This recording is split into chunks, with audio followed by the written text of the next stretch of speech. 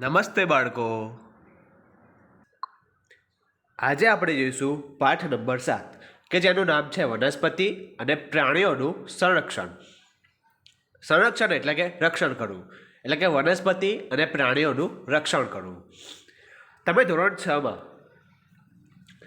ભરતપુર અભયારણ્ય ભ્રમણ કર્યું હતું, જેમાંથી કાઝીરંગા રાષ્ટ્રીય ઉદ્યાન, લોકચાઉ વાઇલ્ડ લાઇફ અભયારણ્ય, ગ્રેટ નિકોબાર બાયોસ્ફિયર રિઝર્વ અને વાઘ સંરક્ષિત વિસ્તાર વગેરે વિશે સાંભળ્યું હતું. આ પાઠમાં સૌથી પહેલો ટોપિક છે વનનાબૂદી અને તેના કારણો. તો વનનાબૂદી, વન એટલે જંગલ અને નાબૂદી એટલે નાશ કરવો. તો જંગલનો નાશ કરવો અને શેના કારણે જંગલનો નાશ થઈ રહ્યો છે એના કારણો, એના વિશે હવે આપણે ભણીએ. તો આપણે જાણીએ છીએ કે આપણી પૃથ્વી પર, આપણે જે જગ્યાએ રહીએ છીએ એ પૃથ્વી પર વિવિધ પ્રકારની વનસ્પતિઓ તેમજ પ્રાણીઓ જોવા મળે છે. તે માનવ જાતિને ટકી રહેવા માટે તેમજ સારી રીતે રહેવા માટે આવશ્યક છે. એટલે કે પ્રાણીઓ અને વનસ્પતિઓ એ આપણા જીવનમાં બહુ જ ઉપયોગી છે. આજે આ સજીવોના એટલે કે વનસ્પતિઓ અને પ્રાણીઓના અસ્તિત્વ માટે વનનાબૂદી એક મોટો ખતરો બની ગયો છે. વનનાબૂદીનો અર્થ એ છે કે વનનો નાશ કરીને પ્રાપ્ત જમીનનો અન્ય કાર્યો માટે ઉપયોગ કરવો. એટલે કે જંગલ જે છે એનો નાશ કરવાનો અને એ જે જમીન છે એ આપણા ફાયદા માટે એનો ઉપયોગ કરવો, કોઈ કામ માટે એનો ઉપયોગ કરવો, એને કહેવાય વન નાબૂદી. તો વનમાં વૃક્ષોની કાપણી એટલે કે જે જંગલમાં વૃક્ષો હોય છે એને શા માટે કાપવામાં આવે છે?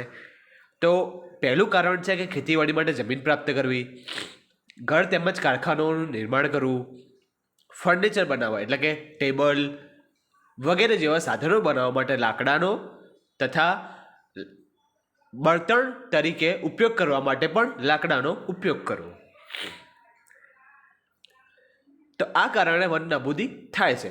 અને બીજા કેટલાક ઉદાહરણો પણ છે કે કુદરતી આગ એટલે કે જંગલમાં કુદરતી રીતે જે આગ લાગે તે, તેમજ ભયંકર દુષ્કાળ એટલે કે વરસાદ ના પડે તો એવી પરિસ્થિતિમાં પણ વન નાબૂદી થઈ શકે છે. એના પરિણામો એટલે કે વન નાબૂદી, આપણે જંગલનો નાશ કરીએ તો એની આપણા જીવન ઉપર શું શું અસર થાય એ આપણે જોઈએ. તો અહીંયા લખેલું છે કે વન નાબૂદીથી એટલે કે જંગલનો નાશ કરવાથી પૃથ્વી પર તાપમાન તેમજ પ્રદૂષણના સ્તરમાં વધારો થાય છે. એટલે કે વન નાબૂદી, આપણે જંગલનો જો નાશ કરીએ તો આપણે અહીંયા વાતાવરણમાં ગરમી વધે છે એટલે કે તાપમાન વધે છે અને પ્રદૂષણના સ્તરમાં એટલે કે વાતાવરણમાં પણ વધારો થાય છે. તેનાથી વાતાવરણમાં કાર્બન ડાયોક્સાઇડના સ્તરમાં પણ વધારો થાય છે. એટલે કે વાતાવરણમાં કાર્બન ડાયોક્સાઇડ નામનો જે વાયુ છે એ વધે છે. ભૂમિય જળનો ઘટાડો થાય છે એટલે કે જમીનની નીચે જે જળ આવેલું છે ભૂગર્ભ જળ, એનો પણ ઘટાડો થાય છે.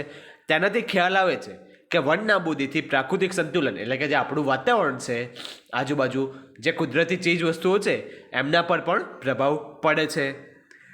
જો વૃક્ષોની આ જ પ્રકારે કાપણી ચાલતી રહી એટલે કે આ જ રીતે જો આપણે જંગલોનો નાશ કરતા રહીશું તો વરસાદ તેમજ ભૂમિની ફળદ્રુપતામાં પણ ઘટાડો થાય છે. એટલે કે જમીનના પોષક તત્વો પણ ઓછા થાય છે અને વરસાદ પણ ઓછો પડશે. તેનાથી વધુ પ્રમાણમાં પૂર તેમજ દુષ્કાળ જેવી કુદરતી આફતોની સંભાવના પણ વધી જાય છે. હવે થોડુંક યાદ કરો કે વનસ્પતિને પ્રકાશ સંશ્લેષણ માટે કાર્બન ડાયોક્સાઇડની જરૂર હોય છે. એ તો તમે ધોરણ 6માં ભણી ગયેલા છો. ઓછા વૃક્ષોનો અર્થ એ છે એટલે કે જો વૃક્ષો ઓછા હોય તો કાર્બન ડાયોક્સાઇડનો ઉપયોગ પણ એ લોકો ઓછો કરે. એટલે કે આપણે જાણીએ છીએ કે વૃક્ષોએ કાર્બન ડાયોક્સાઇડ શ્વાસમાં લે છે. જો વૃક્ષો ઓછા હશે તો કાર્બન ડાયોક્સાઇડ પણ શ્વાસમાં ઓછો લેશે, જેનાથી વાતાવરણમાં તેની માત્રા વધી જાય છે. એટલે કે વાતાવરણમાં કાર્બન ડાયોક્સાઇડ વધી જશે. કારણ કે કાર્બન ડાયોક્સાઇડ પૃથ્વી દ્વારા પરાવર્તિત ઉષ્મીય કિરણોને શોષી લે છે. એટલે કે કાર્બન ડાયોક્સાઇડ છે એ પૃથ્વી પર સૂર્યના જે કિરણો આવે છે એ કિરણોને પોતાની જોડે જ રાખે છે એટલે કે શોષી લે છે. એટલે ત્યાંની માત્રાના વધારાના પરિણામે એટલે કે જો કાર્બન ડાયોક્સાઇડ વધારે હશે તો ગરમી પણ વધશે. એના કારણે ગ્લોબલ વોર્મિંગ પણ થાય છે. પૃથ્વીના તાપમાનમાં વધારાથી એટલે કે પૃથ્વીના તાપમાનમાં વધારો થાય તો જલચક્રનું સંતુલન બગડી જાય છે. એટલે કે વરસાદ આવવો અને વરસાદ જવો એ પણ ઓછું થઈ જશે અને વરસાદમાં પણ ઘટાડો થાય છે, જેના કારણે દુષ્કાળ પણ આવે છે. ભૂમિના ગુણધર્મોમાં પરિવર્તનનું મુખ્ય કારણ વન નાબૂદી છે. એટલે કે જે જમીનના ગુણધર્મો છે, એટલે કે અમુક અમુક જગ્યાએ વૃક્ષો ઉગતા હશે, અમુક જગ્યાએ રહેઠાણની જગ્યા મળે આપણને, અમુક જગ્યાએ વેલાઓ ઉગે, તો આ બધા જે ગુણધર્મો છે એની અંદર પણ પરિવર્તન થાય છે. એનું મુખ્ય કારણ વન નાબૂદી છે. હવે કોઈપણ ક્ષેત્રમાં ભૂમિના ભૌતિક ગુણધર્મો પર વનસ્પતિનો ઉછેર અને વૃક્ષોની અસર પડે છે.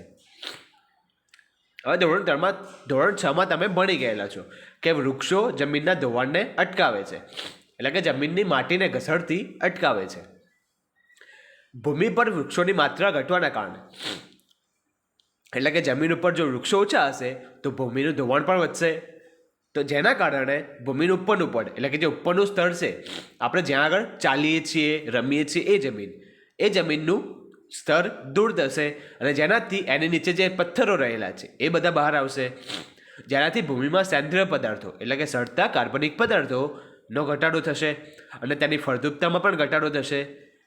તો આ રીતે ધીમે ધીમે ફળદ્રુપ ભૂમિ રણમાં ફેરવાઈ જાય છે, જેને કહેવાય છે રણ નિર્માણ, એટલે કે રણનું નિર્માણ થવું. વન નાબૂદીના કારણે ભૂમિની જળ સંગ્રહ ક્ષમતામાં પણ ઘટાડો થાય છે. એટલે કે જંગલનો જેમ જેમ નાશ થાય તેમ તેમ ભૂમિની જે જળ સંગ્રહ ક્ષમતા છે, એટલે કે જમીન જે છે એ પાણીનું શોષણ કરે અને ભૂગર્ભમાં જળ સંગ્રહિત થાય. તો આની અંદર પણ ઘટાડો થશે વન નાબૂદીના કારણે. તથા ભૂમિના ઉપરના પટની મારફતે નીચેના સ્તરોમાં પાણી પ્રવેશવાની ક્રિયામાં અસર ઊભી થાય છે. એટલે કે જલ્દી જો પથ્થરો હશે તો પાણી નીચે નહીં જઈ શકે, ભૂગર્ભમાં નહીં જઈ શકે, જેના પરિણામ સ્વરૂપે પાણી જમીનની ઉપર જ જશે અને પૂર આવશે. તો ભૂમિના અન્ય ગુણધર્મો જેવા કે પોષક તત્વો, બંધારણ વગેરે પર પણ વન નાબૂદીની અસર થાય છે. હવે ધોરણ 6માં તમે અભ્યાસ કર્યો છે કે વનમાંથી, એટલે કે જંગલમાંથી આપણને અનેક ઉત્પાદનો પ્રાપ્ત થાય છે, જેમ કે ફળ, ફૂલ, લાકડું, ગુંદર વગેરે. તે ઉત્પાદનોની તમે યાદી બનાવી શકો. હવે આવે છે વન તેમજ વન્યજીવનું સંરક્ષણ, એટલે કે જંગલ તેમજ જે જંગલમાં જે પ્રાણીઓ, વૃક્ષો છે એમનું રક્ષણ કરવું.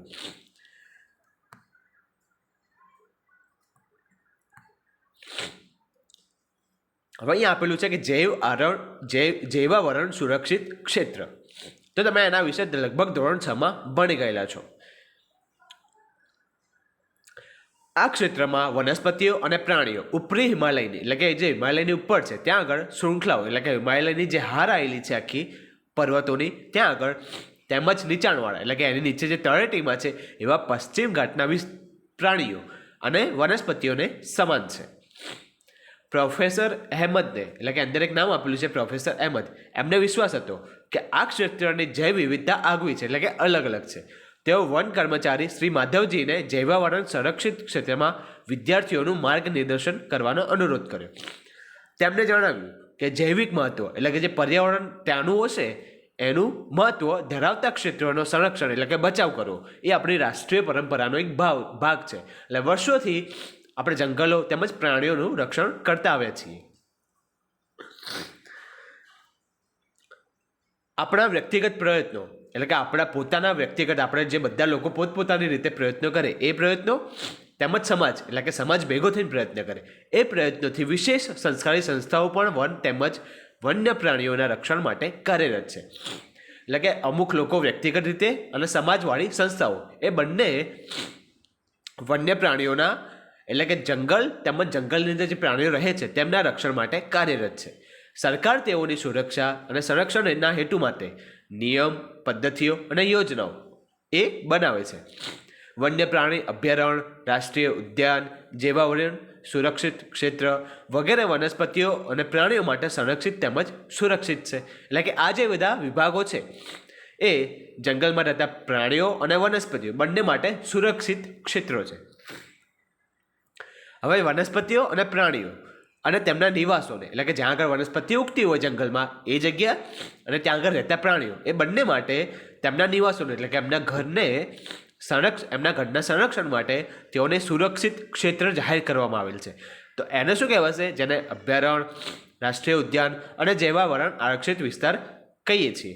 વૃક્ષારોપણ, ખેતી કરવી, ચરવું, વૃક્ષોની કાપણી, શિકાર, ચામડું, પ્રાપ્ત કરવા માટે શિકાર વગેરે જેવી પ્રવૃત્તિઓ આ ક્ષેત્રોમાં પ્રતિબંધિત હોય છે, એટલે કે આ ક્ષેત્રમાં આવી પ્રવૃત્તિઓ આપણે ન કરી શકીએ. પછી આવે છે અભયારણ્ય, એટલે કે એવો વિસ્તાર જ્યાં પ્રાણીઓ તેમજ તેમના નિવાસ કોઈપણ પ્રકારના ખલેલથી સુરક્ષિત હોય છે. એટલે કે અભયારણ્ય એક એવી જગ્યા છે કે જ્યાં આગળ પ્રાણીઓ અને તેમના ઘર કોઈપણ જાતના વ્યક્તિઓના ખલેલ વગર, એટલે કે નુકસાન પહોંચાડ્યા વગર શાંતિથી ત્યાં રહી શકે છે. હવે આવે છે રાષ્ટ્રીય ઉદ્યાન. તો વન્ય પ્રાણીઓ માટે આરક્ષિત ક્ષેત્ર, એટલે કે વન્ય પ્રાણીઓ એટલે કે જંગલના પ્રાણીઓ માટે જે વિસ્તાર આરક્ષિત કરેલો હોય તે આરક્ષિત ક્ષેત્ર, અને જ્યાં તે સ્વતંત્ર રૂપે નિવાસ તેમજ પ્રાકૃતિક સંસાધનોનો ઉપયોગ કરી શકે. જૈવાવરણ આરક્ષિત વિસ્તાર, તો વન્ય સજીવો, વનસ્પતિઓ તેમજ પ્રાણીઓ અને તે વિસ્તારના આદિવાસીઓનો પારંપરિક રીતે જીવન પર્યાય હેતુ માટે વિશાળ સુરક્ષિત ક્ષેત્રને જૈવાવરણ આરક્ષિત વિસ્તાર કહે છે. હવે આવે છે જૈવાવરણ આરક્ષણ વિસ્તાર, કે જૈવ વિસ્તારના એટલે કે પર્યાવરણના રક્ષણ માટે જૈવ આરક્ષણ વિસ્તાર બનાવવામાં આવે છે. જેમ કે તમે જાણો છો કે જૈવ વિવિધતા એટલે કે અલગ અલગ પ્રકારના વિવિધતા, એટલે કે કોઈપણ ક્ષેત્રમાં જોવા મળતી બધી જ વનસ્પતિઓ, પ્રાણીઓ અને સૂક્ષ્મજીવોની વિવિધ પ્રજાતિઓ, એટલે કે અલગ અલગ પ્રકારની વનસ્પતિઓ ત્યાં હોય છે, અલગ અલગ પ્રકારના પ્રાણીઓ હોય છે અને અલગ અલગ પ્રકારના સૂક્ષ્મજીવો પણ ત્યાં જોવા મળે છે. કોઈપણ ક્ષેત્રનો જૈવ આરક્ષિત વિસ્તાર તે ક્ષેત્રની જૈવ વિવિધતા એટલે કે અલગ અલગ પ્રકારની વનસ્પતિઓ, પ્રાણીઓ વગેરે તેમજ સંસ્કૃતિ એટલે કે એમની જે સંસ્કૃતિ હોય છે, એમના લક્ષણો હોય છે, એ લક્ષણોને જાળવી રાખવામાં સહાયક હોય છે. કોઈપણ જૈવાવરણ આરક્ષિત વિસ્તાર એટલે કે કોઈપણ એવી જગ્યા કે જ્યાં વનસ્પતિ અને પ્રાણીઓ સુરક્ષિત રીતે હોય એવી જગ્યા અંતર્ગત અન્ય સુરક્ષિત વિસ્તાર પણ હોઈ શકે છે. તો એમની આજુબાજુ પણ કોઈ વિસ્તાર હોઈ શકે છે. પંચમટી જૈવાવરણ આ એક નામ છે, એક જિલ્લામાં કાં તો કોઈ રાજ્યમાં આવેલું હોય છે, નામ છે. બાકી આ નામ તો આમ તો ગુજરાતમાં જ આવેલું છે, પણ કોઈ બીજી જગ્યાએ પણ આવું હોઈ શકે છે. તો પંચમટી જૈવાવરણ આરક્ષિત વિસ્તારમાં સાતપુડા નામનો એક રાષ્ટ્રીય ઉદ્યાન પણ આવેલો છે, તથા બોરી તેમજ પંચવટી નામના 2 વન્ય પ્રાણી અભયારણ્ય પણ આવેલા છે, જે તમે અહીંયા નકશામાં જોઈ શકો છો. જેમ કે અહીંયા પંચમટી અભયારણ્ય છે, પછી અહીંયા પનાર પાની ગેટ છે, પછી આ નીમગંજ છે, સાતપુડા રાષ્ટ્રીય ઉદ્યાન છે, અહીંયા બોરી અભયારણ્ય છે, અહીંયા તવા જળાશય છે. તો જળાશય પણ મિત્રો આરક્ષિત કરેલા હોય છે કે જેથી તેની અંદર જે માછલીઓ રહે છે એમને સુરક્ષિત રાખી શકાય. હવે આવે છે વનસ્પતિ સૃષ્ટિ અને પ્રાણી સૃષ્ટિ. તો કોને કહેવાય વનસ્પતિ સૃષ્ટિ અને કોને કહેવાય પ્રાણી સૃષ્ટિ?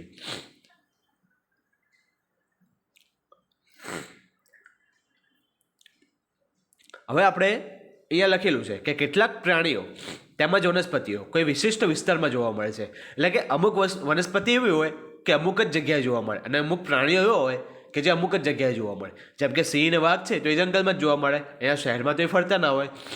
મનુષ્યો છે તો એ શહેરમાં જ જોવા મળે, કોઈ જંગલમાં તો રહે નહીં સિંહ અને વાઘની વચ્ચે. તો આવા વિશિષ્ટ વિસ્તારમાં જોવા મળતી વનસ્પતિઓને તે વિસ્તારની વનસ્પતિ સૃષ્ટિ કહે છે. અને આવા વિસ્તારમાં જો કોઈ વિશિષ્ટ પ્રાણીઓ રહેતા હોય તેવા પ્રાણીઓને પ્રાણી સૃષ્ટિ કહેવાય છે. બરાબર વિદ્યાર્થી મિત્રો? અહીંયા તમને કેટલાક આકૃતિઓ આપેલી છે. આકૃતિ એમાં છે જંગલી કૂતરો, આકૃતિ બીમાં છે ચિત્તલ, આકૃતિ સીમાં છે વરુ, આકૃતિ ડીમાં છે દીપડો, આકૃતિ ઈમાં છે હંસરાજ નામની વનસ્પતિ, અને આકૃતિ એફમાં છે જાંબુનું વૃક્ષ. હવે અહીંયા આવે છે સ્થાનિક જાતિઓ. તો આની અંદર સૌથી પહેલાં એક ખિસકોલી વિશે કહેવામાં આવ્યું છે કે એક ખિસકોલી કે જેની પૂંછડી પર મોટી પીંછાકાર છે, એ ખિસકોલી અહીંયા તમને જોવા મળે છે. અહીંયા તમે આકૃતિમાં જોઈ શકો છો કે એનું જે પૂંછડી જે છે એ મોટી પીંછાકારની છે, બરાબર. અને આ છે ખિસકોલી, અને આ એનું પીંછાકાર પૂંછડી છે, બરાબર. તો આ જે ખિસકોલી આપેલી છે તો આ જે જગ્યાએ રહે છે એ જગ્યાએ એ વિસ્તારની સ્થાનિક જાતિ છે. એટલે કે વનસ્પતિઓ અને પ્રાણીઓની એવી પ્રજાતિઓ, એટલે કે એવી વનસ્પતિઓ અને એવા પ્રાણીઓ કે જે કોઈ એક જ ક્ષેત્રમાં વિશિષ્ટ રૂપે જોવા મળતા હોય તેને કહેવાય છે સ્થાનિક જાતિ, બરાબર. તે કોઈ અન્ય વિસ્તારમાં પ્રાકૃતિક રૂપે જોવા મળતા નથી. એટલે કે આ જે ખિસકોલીઓ છે એ મોટે ભાગે જે વિસ્તારમાં રહેતી હોય એ વિસ્તારમાં જ જોવા મળે. આપણે ક્યાંય તમે તો આવી જોઈ નહીં હોય. એટલે કે આપણા જે ગામમાં કે શહેરમાં આપણા ઘરની આજુબાજુ આવી ખિસકોલીઓ જોવા મળતી નથી. તે કોઈ અન્ય વિસ્તારમાં પ્રાકૃતિક રૂપે જોવા મળતી નથી. એટલે કે આપણા ઘરની આજુબાજુ એ જોવા મળતી નથી. કોઈ વિશિષ્ટ પ્રકારની વનસ્પતિઓ એટલે કે કોઈ અલગ પ્રકારની વનસ્પતિઓ તેમજ પ્રાણીઓ એટલે કે અલગ પ્રકારના પ્રાણીઓ કોઈ વિસ્તાર, રાજ્ય તથા દેશની સ્થાનિક જાતિ હોઈ શકે છે. અહીંયા આપેલું છે તમને જંગલી આંબાનું એક ચિત્ર. એટલે કે આ જે આંબો છે એ જંગલમાં જ જોવા મળે છે. પછી ભારતીય વિશાળ ખિસકોલી અને ઉડતી ખિસકોલી એ પણ આ રીતે કોઈ જગ્યાએ સ્થાનિક પ્રાણીઓ હોય છે. તેમના નિવાસ એટલે કે તેમના રહેઠાણ એટલે કે તેમના જે ઘર છે એમનો નાશ થવાથી અને વસ્તી વધારાથી એટલે કે ત્યાં માણસો વધારે રહેતા હોય એનાથી અને ત્યાં નવી જાતિઓને લાવવાથી એટલે કે ત્યાં કોઈ બીજા પ્રકારના પ્રાણીઓને અથવા તો માણસોને લાવવાથી સ્થાનિક જાતિના કુદરતી નિવાસ અને તેમના અસ્તિત્વને પણ જોખમ થઈ શકે છે. એટલે કે ધારો કે તમે સિંહ વાઘને અહીંયા લાવો એની જોડે તો એ ખાઈ જશે એટલે કે એમનું અસ્તિત્વ નાશ પામશે. બરાબર વિદ્યાર્થી મિત્રો. હવે આવે છે વન્ય પ્રાણી અભયારણ્ય. તો કોને કહેવાય વન્ય પ્રાણી અભયારણ્ય? તો આરક્ષિત જંગલોની જેમ કે આપણે જંગલોને રક્ષણ આપીએ છીએ, આરક્ષિત કરીએ છીએ, એ રીતે કેટલાક એવા પણ વિસ્તાર છે કે જ્યાં આગળ વન્ય પ્રાણીઓ એટલે કે જંગલના પ્રાણીઓ સુરક્ષિત તેમજ સંરક્ષિત રહે છે એટલે કે એમને રક્ષણ મળે છે. તે જગ્યાને વન્ય પ્રાણી અભયારણ્ય કહે છે. એટલે કે એક એવી જગ્યા કે જ્યાં આગળ પ્રાણીઓ સરખી રીતે અને આરામથી રહી શકે. અભયારણ્ય એ એક એવી જગ્યા છે કે જ્યાં આગળ પ્રાણીઓનો શિકાર કરવો અને અથવા તો તેને પકડવા એમના માટે સંપૂર્ણ પ્રતિબંધ હોય છે. આવી જ એક બીજી જગ્યા છે પ્રાણી સંગ્રહાલય. ત્યાં આગળ પણ પ્રાણીઓને રક્ષણ મળે છે. બરાબર વિદ્યાર્થી મિત્રો. હવે આવે છે રાષ્ટ્રીય ઉદ્યાન એટલે કે નેશનલ પાર્ક. તો તમે નામ સાંભળ્યું છે સાતપુડા રાષ્ટ્રીય ઉદ્યાન એટલે કે સાતપુડા રાષ્ટ્રીય પાર્ક બગીચો.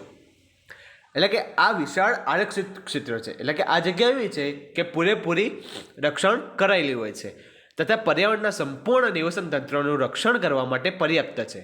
તેને રાષ્ટ્રીય ઉદ્યાન કહે છે. તે વનસ્પતિની જાતિ, પ્રાણી જાતિ, ભૂમિ વિસ્તાર તથા ઐતિહાસિક વસ્તુઓનું સંરક્ષણ કરે છે. એટલે કે જે અહીંયા લખેલું છે કે વનસ્પતિ, પ્રાણીઓ, જમીન છે તથા ઐતિહાસિક વસ્તુ એટલે કે બહુ જૂની વસ્તુઓ અથવા તો જૂના વૃક્ષો એમનું પણ રક્ષણ કરે છે. સાતપુડા રાષ્ટ્રીય ઉદ્યાન એ ભારતનું પહેલું આરક્ષિત જંગલ છે અને આ જંગલમાં ઉચ્ચ પ્રકારના શાક જોવા મળે છે. ધ્યાન રાખજો મિત્રો, આ તમારે ઓપ્શનમાં કે 1 માર્ક્સમાં પૂછાઈ શકે છે કે સાતપુડા રાષ્ટ્રીય ઉદ્યાન છે એ ભારતનું પ્રથમ આરક્ષિત જંગલ છે અને આ જંગલમાં ઉચ્ચ પ્રકારના શાક જોવા મળે છે. હવે આવે છે પ્રોજેક્ટ ટાઈગર. એટલે કે વાઘોને બચાવવા માટે સરકારે એક નવી યોજના બહાર પાડી છે જેનું નામ છે પ્રોજેક્ટ ટાઈગર. આવા પ્રોજેક્ટોનો ઉદ્દેશ આપણા દેશમાં વાઘના જીવન અને વાઘની વસ્તીની જાળવણી કરવાનો છે. એ તમને વાઘનું ચિત્ર આપેલું છે. વાઘ એ એવી જાતિઓમાંથી એક છે કે જે ધીરે ધીરે જંગલોમાંથી નાશ પામે છે. એટલે કે વાઘની સંખ્યા હવે ધીમે ધીમે ઓછી થઈ રહી છે. પરંતુ સાતપુડા આરક્ષિત ક્ષેત્ર એની અંદર વાઘોની સંખ્યામાં વધારો થઈ રહ્યો છે. એટલે કે તેનું સંરક્ષણનું આગવું ઉદાહરણ છે. એટલે કે ત્યાં આગળ જંગલ રક્ષણ કરાયેલું છે. કોઈક સમયે સિંહ, હાથી, જંગલી ભેંસ તથા સાબર આવા પ્રાણીઓ પણ સાતપુડા રાષ્ટ્રીય ઉદ્યાનમાં જોવા મળતા હતા. એવા પ્રાણીઓ કે જેની સંખ્યા એક નિર્ધારિત સીમાથી ઓછી થઈ જાય અને તે લુપ્ત થઈ શકે છે તેવા પ્રાણીઓને નાશપ્રાય જાતિ કહે છે. એટલે કે એવા પ્રાણીઓ કે જે પ્રાણીઓ સંખ્યા ધીમે ધીમે ઓછી થઈ રહી હોય ને આપણે તેને ગણી શકીએ કે હવે 10 જ બચ્ચા છે, 5 જ બચ્ચા છે, તો આવી કોઈ એકદમ નાનકડો આંકડો હોય કોઈ પ્રાણીઓનો તો એવી જાતિઓને એવા પ્રાણીઓની જાતિને નાશપ્રાય જાતિ કહે છે. ડાયનોસોર પણ તમે નામ સાંભળ્યું છે કે જે વર્ષો પહેલાં જોવા મળતા હતા પણ હવે એક પણ ડાયનોસોર જોવા મળતો નથી. એટલે કે તે નાશ પામી છે, તે જાતિ નાશ પામી છે. તો કેટલાક સજીવોના કુદરતી નિવાસમાં ખલેલ ઊભી થવાથી તેના અસ્તિત્વ માટે ખતરો ઊભો થાય છે. એટલે કે કોઈ પ્રાણી હોય એને આપણે ખલેલ પહોંચાડીએ, એને નુકસાન પહોંચાડીએ તો એની જાતિ પર ખતરો ઊભો થાય છે. મોટા ભાગના પ્રાણીઓ કરતાં નાના પ્રાણીઓને મોટા પ્રાણીઓ કરતાં લુપ્ત થવાનો ભવ ઘણો વધારે હોય છે. ક્યારેક આપણે સાપ, દેડકા, ગરોળી, ચામાચીડિયા અને ઘુવડને નિર્દયતાથી મારી નાખીએ છીએ અને નિવસન તંત્રમાં તેમના મહત્વ વિશે પણ વિચારતા નથી. એટલે કે તે લોકો આપણા પર્યાવરણના કેટલા ઉપયોગી છે, આપણા વાતાવરણ માટે કેટલા ઉપયોગી છે, આપણા જીવન માટે કેટલા ઉપયોગી છે એ આપણે વિચારતા નથી અને તેમને મારી નાખીએ છીએ. તેઓને મારીને આપણે આપણી જ જાતને નુકસાન પહોંચાડીએ છીએ. એટલે કે આપણે પોતાના જીવનને જ નુકસાન પહોંચાડીએ છીએ. તે ભલે કદમાં નાના હોય, એટલે કે તે ભલે સાઇઝ નાની હોય, એમની ભલે નાના દેખાતા હોય, પરંતુ નિવસન તંત્રમાં તેઓના યોગદાનને નજરઅંદાજ ન કરી શકીએ. બરાબર વિદ્યાર્થી મિત્રો. હવે આવે છે નિવસન તંત્ર. કોને કહેવાય નિવસન તંત્ર? તો જૈવિક વસ્તુઓ જેવી કે વનસ્પતિઓ, પ્રાણીઓ તેમજ સૂક્ષ્મજીવો કે જે સજીવો છે અને અજૈવ ઘટકો જેવા કે વાતાવરણ, ભૂમિ, નદી, નદીના મુખ ત્રિકોણ પ્રદેશ વગેરે ભેગા થઈને જો તમને એક જ વિસ્તારમાં જોવા મળતા હોય તો તે વિસ્તારને કહે છે નિવસન તંત્ર. એટલે કે કોઈપણ વિસ્તારની બધી જ વનસ્પતિઓ, પ્રાણીઓ તેમજ સૂક્ષ્મજીવો અને વાતાવરણ, ભૂમિ, નદીના મુખ ત્રિકોણ પ્રદેશ વગેરે સંયુક્ત રીતે એટલે કે એક જ જગ્યાએ ભેગા થતા હોય તો એવી જગ્યાને કહે છે નિવસન તંત્ર. હવે આવે છે રેડ ડેટા બુક. કોને કહેવાય રેડ ડેટા બુક? તો એક એવી ચોપડી કે જેની અંદર બધી જ નાશપ્રાય જાતિનો રેકોર્ડ રાખવામાં આવે છે અને વનસ્પતિઓ, પ્રાણીઓ અને અન્ય જાતિઓ એટલે કે અલગ અલગ સૂક્ષ્મજીવો એમના માટે પણ અલગ અલગ રેડ ડેટા બુક હોય છે. હવે આવે છે સ્થળાંતરણ. તો કોને કહેવાય સ્થળાંતરણ?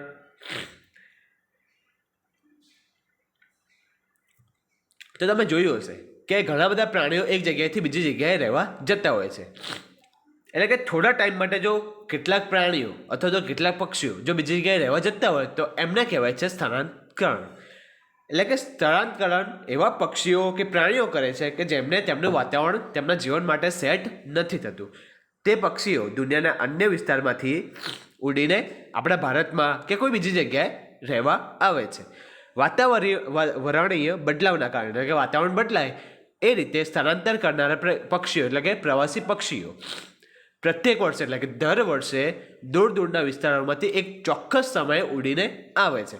ત્યાં ઈંડા મૂકવા આવે છે કારણ કે અતિશય ઠંડી હોવાના કારણે તેના મૂળ નિવાસસ્થાન તે સમયે રહેવા માટે યોગ્ય હોતા નથી. એટલે કે કેટલાક પક્ષીઓને ઠંડી સહન થતી નથી, માટે આપણા દેશમાં હૂંફાળું વાતાવરણ મળી રહે માટે તેઓ અહીંયા આવે છે.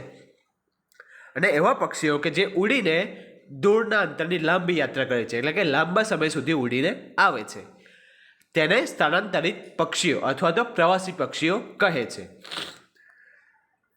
હવે આવે છે કાગળનું રિસાયકલિંગ. શું તમને ખબર છે મિત્રો કે 1 ટન કાગળ બનાવવા માટે પૂર્ણ વિકસિત એટલે કે પૂરેપૂરા ઉગેલા 17 વૃક્ષોને કાપવામાં આવે છે. કાગળને અને આપણે એ પણ જાણીએ છીએ કે એક કાગળને 5 થી 7 વખત રિસાયકલ બનાવી શકીએ છીએ, રિસાયકલ કરી શકીએ છીએ.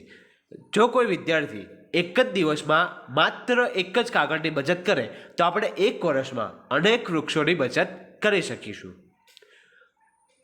આપણે કાગળનો બચાવ કરવો જોઈએ, તેનો પુનઃ ઉપયોગ એટલે કે ફરીથી વારંવાર એનો ઉપયોગ કરવો જોઈએ તેમજ રિસાયકલ પણ કરવું જોઈએ. હવે તમે કહેશો કે એક જ કાગળને વારંવાર તો કઈ રીતે ઉપયોગ કરીએ?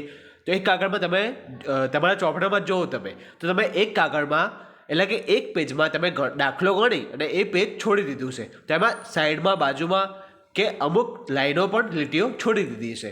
તો આ રીતે તમે જો લીટીઓ ના છોડો અને સાઈડમાં જગ્યા બી ના છોડો તો તમે એક કાગળ બચાવી શકો છો.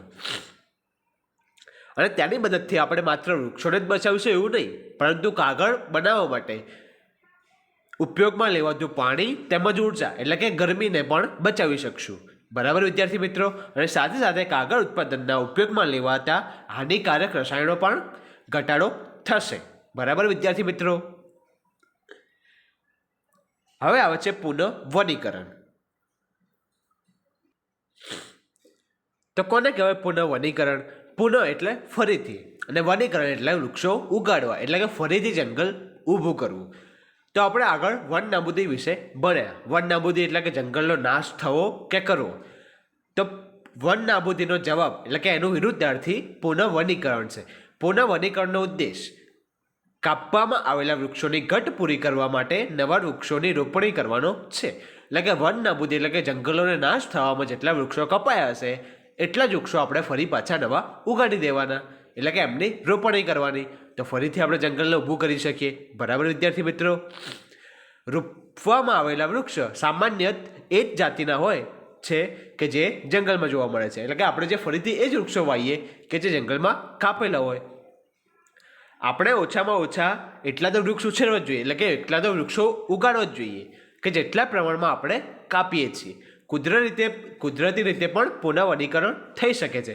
જો આપણે તે વિસ્તારને ખલેલ પહોંચાડ્યા વગર રહેવા દઈએ તો તે સ્વયં પુનઃ પ્રસ્થાપિત થઈ જાય છે. એટલે કે કોઈ પણ જગ્યાએ જો વૃક્ષો કાપેલા હોય તો તે જગ્યાએ આપણે જઈએ જ નહીં અને તે જગ્યાને એમને એમ જ રહેવા દઈએ તો ઓટોમેટિક વરસાદ આવશે તો વૃક્ષો ફરી પાછા એવા ને એવા જ ઉગી જશે.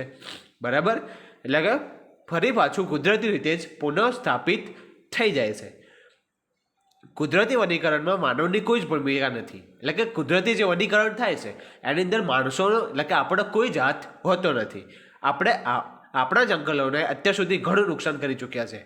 એટલે કે આપણે આપણા જંગલોને ઘણું બધું નુકસાન કરી ચૂક્યા છીએ. એટલે કે વૃક્ષોને કાપી ચૂક્યા છીએ.